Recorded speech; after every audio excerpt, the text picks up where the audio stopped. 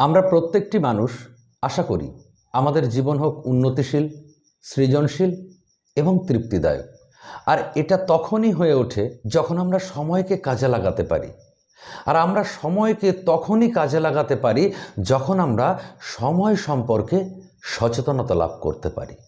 একজন ছাত্রকে পরীক্ষার হলে তার প্রশ্নপত্রের জবাব দেওয়ার জন্য নির্দিষ্ট সময় দেওয়া হয়।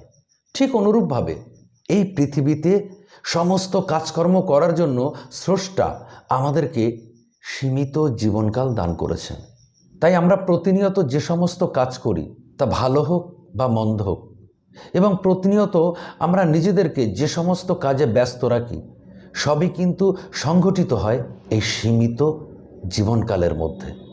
আমরা যদি চিন্তা ভাবনা করি তাহলে আমরা অনুভব করতে পারব দ্রুত অতিবাহিত সময় হলো আমাদের জীবনের আসল মূলধন বা পুঁজি।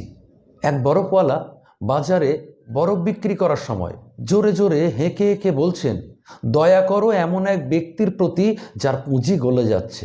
ঠিক অনুরূপভাবে স্রষ্টা আমাদেরকে যে আয়ুষ্কাল দান করেছেন তা হলো বরফের মতো, যেটি প্রতিনিয়ত গলে যাচ্ছে।